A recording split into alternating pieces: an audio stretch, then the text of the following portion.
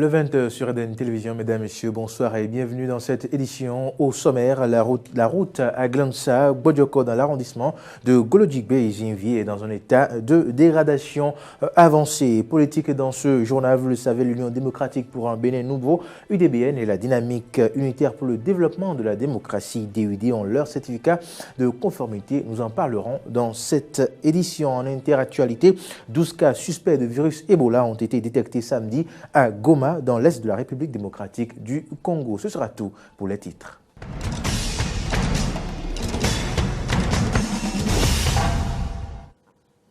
Merci de votre fidélité renouvelée à Eden Télévision. Les usagers de la route à Glansa, Bodjoko, dans l'arrondissement de Golodjigbe et Zinvi sont dans un calvaire. Cette voie est dégradée, bien évidemment, ne donne pas accès libre à certaines localités environnantes à cause de son impraticabilité. Le constat, c'est avec Martin Adimon Koudenompo et Romaric Devoshi.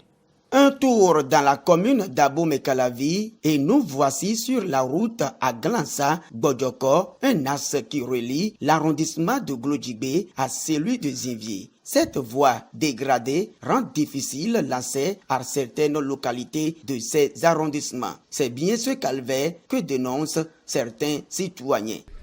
Vraiment, pour la voie là, c'est tellement dégradé. Pour venir ici à Bodjoko, c'est un grand calvaire.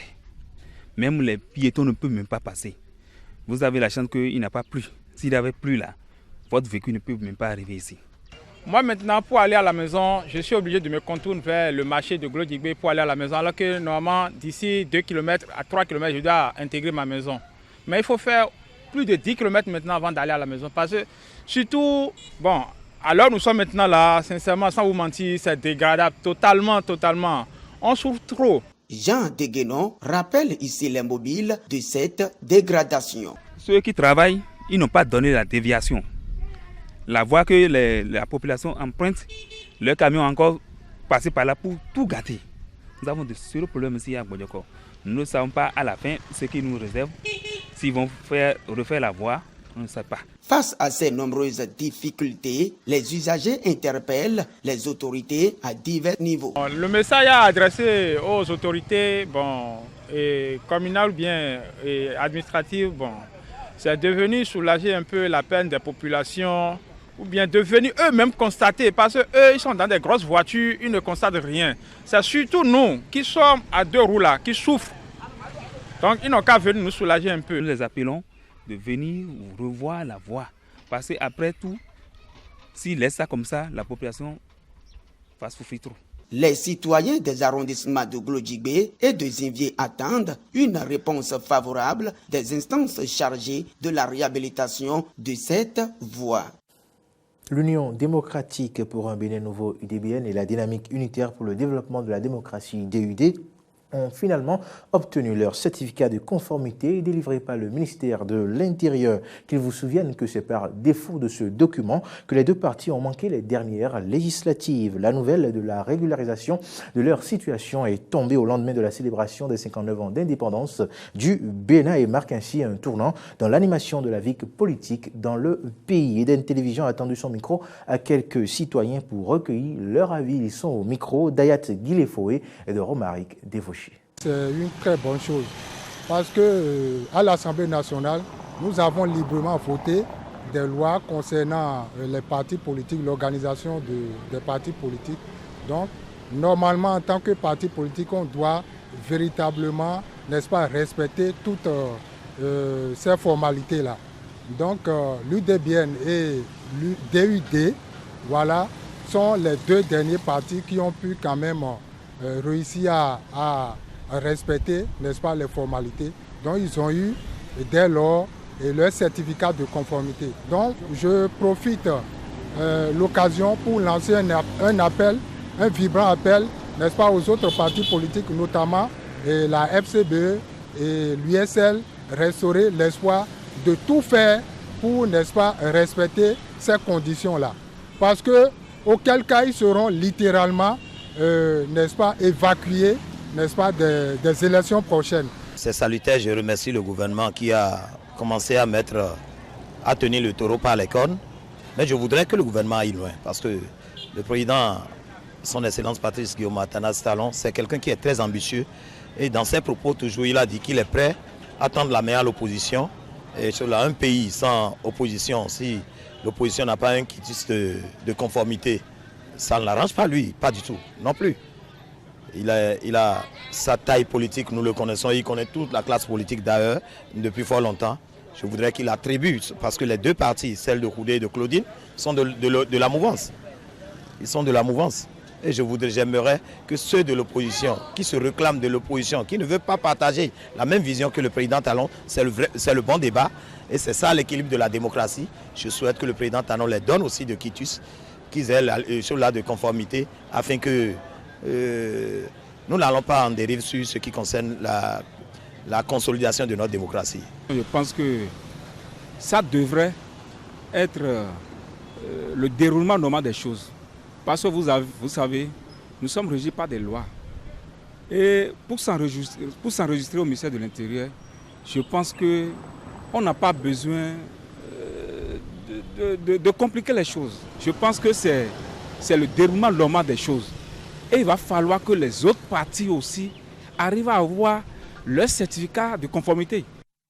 2000 emplois par an au profit de la jeunesse, c'est l'annonce faite par le président de la République, Athanas Guillaume Talon, dans son message à la nation, ceci à la veille du 59e anniversaire de l'indépendance de notre pays. Comment les citoyens apprécient-ils cette décision? Nous les avons interviewés pour vous. Suivant.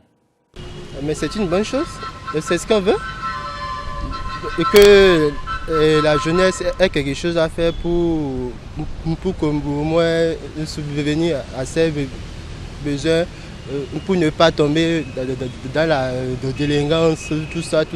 C'est une bonne chose, je félicite.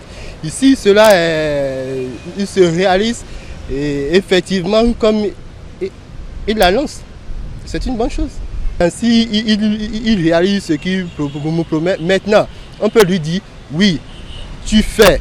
Maintenant, ça ne suffit pas. Il faut augmenter. Ouais. C'est ce qu'on veut. Non, mais c'est une décision salutaire. Parce que jusqu'à présent, jusqu'à preuve du contraire, le président Talon, quand il dit, il fait. Donc, à partir de ce moment, nous devons prier pour qu'il n'y ait pas d'embûche sur le chemin afin que ce vœu, cette volonté du chef d'État soit réalisée au profit de nos enfants. Non, je crois que c'est déjà un point de départ. C'est déjà un départ. Parce que ce n'est pas facile d'avoir sous le bras encore des enfants qui ont fait l'université, à qui on est obligé de donner encore l'argent de poche. Et ils sont malheureux. Donc, faire sortir un jeune pendant 2 ans dans une entreprise, ça va lui permettre de se réveiller sur le plan, je ne sais pas, organisationnel, quoi, et de chercher à faire quelque chose. Ça, c'est extrêmement important. Nous devons prier pour ça. Non, c'est une bonne idée de la part du président. Parce qu'il y a tellement de chômeurs dans le pays. Même actuellement, moi-même, j'ai eu mes diplômes, mais je suis encore à la maison. 2000, c'est peu, parce qu'il y a beaucoup de personnes, beaucoup de chômeurs à la maison. Ça ne peut pas suffire. Ouais. Il faut que les autorités viennent au secours des jeunes. Sinon, ça ne va pas du tout. Oh, c'est une décision salutaire. Seulement, nous attendons que ça soit une réalité dans notre pays. Parce qu'actuellement, il y a beaucoup de jeunes qui sont en train de chômer actuellement. Si les 2000 emplois par an, là, si ça peut être une réalité, ça va contribuer un temps soit peu à diminuer le taux de chômage dans notre pays. Actualité en dehors du Bénin, 12 cas suspects de virus Ebola ont été détectés samedi à Goma, dans l'est de la République démocratique du Congo, a annoncé ce samedi la présidence congolaise. 12 personnes au total venues de quelques centres périphériques de Goma, suivant le protocole d'Arlette donné par l'équipe de repos, sont placées sous examen, indique un communiqué de la présidence. En revanche, 6 autres personnes admises, dont les résultats ont été testés négatifs à 2 reprises, ont été libérées vendredi, ajoute le communiqué. Il précise par ailleurs que la situation de 2 cas avérés, admis depuis quelques jours, est stable. Il s'agit de l'épouse et de la fillette d'un orpailleur décédé jeudi à Goma, testé positive au virus Ebola le même jour. Qui sont liés peut-être à la maladie. Elle avait la fièvre, elle avait des douleurs abdominales, elle avait des céphalées, Elle vomissait, elle faisait de la diarrhée. Alors on a dit, l'équipe de surveillance et d'investigation a préféré qu'elle fasse d'abord les tests pour essayer d'exclure. Si c'est un cas à traiter, qu'on allait la traiter. J'ai vu que c'était nécessaire d'exclure. Parce qu'il devait d'abord passer par les tests pour voir ce qui n'allait pas. En tout cas, comme maintenant on vient de déclarer que c'est un non-cas, donc il n'y a pas la maladie, elle peut continuer le circuit normal de la vie.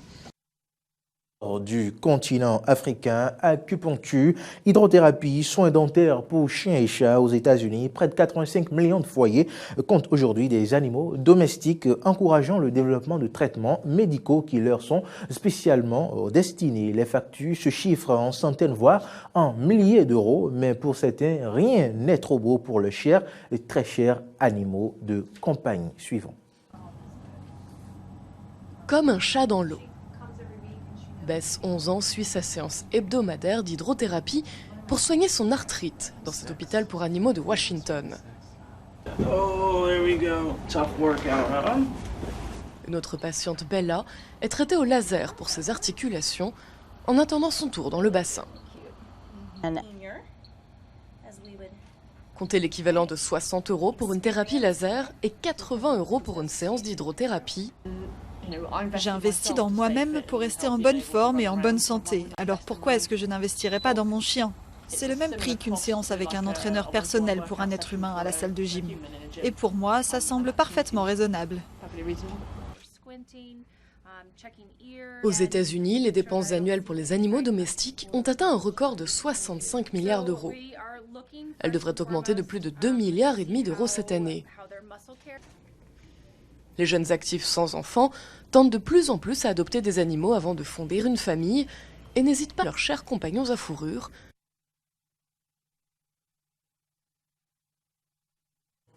Eh bien, toujours aux États-Unis d'Amérique, pelouse fraîchement tondue, arbres bien taillés dans les jardins américains, l'ordre est souvent au rendez-vous, mais à Washington, le mouvement connu sous le nom de réensauvagement fait des adeptes chez les écologistes et les militants sociaux. Au reportage.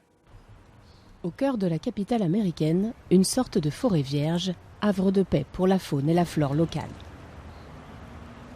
Le style, imaginé par la paysagiste Anna Burger, appartient au mouvement du rewilding ou réensauvagement, qui prône le retour du jardin à l'état sauvage.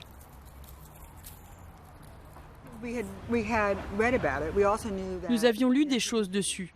Nous savions qu'utiliser des pesticides sur l'herbe pour la garder verte ne servait à rien et que c'était mauvais pour les enfants qui jouaient et pour l'environnement.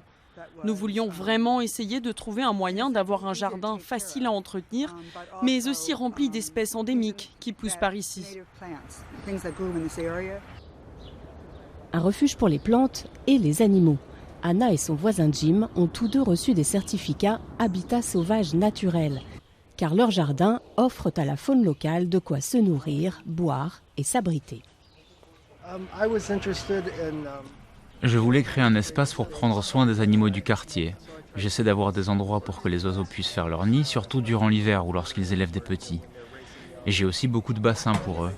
J'essaie de les maintenir propres pour qu'ils aient la place de venir se nourrir.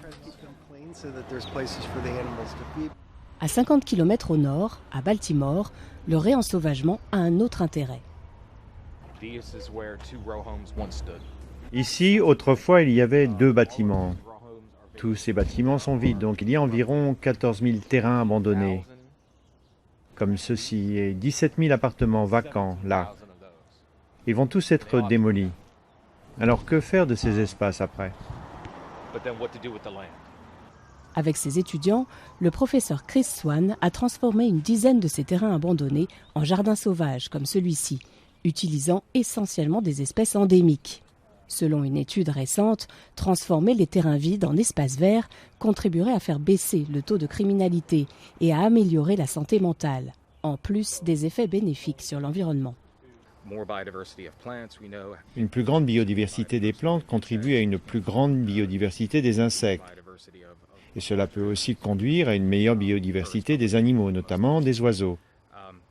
Mais le pendant de tout ça est que ça fait un peu fouillis, pas entretenu.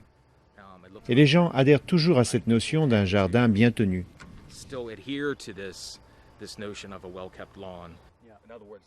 Après des plaintes de voisins, le projet est désormais à l'arrêt à Baltimore. Mais en ces temps de menaces sur la biodiversité, les adeptes du réensauvagement espèrent que leur mouvement prendra racine. Fin de ce journal, merci de l'avoir suivi. Je vous reviens à 21h30 pour votre émission politico-économique et sociale Faire croiser. Aujourd'hui, nous abordons comme thème Bénin Média, quel modèle économique pour la presse béninoise. À tout à l'heure.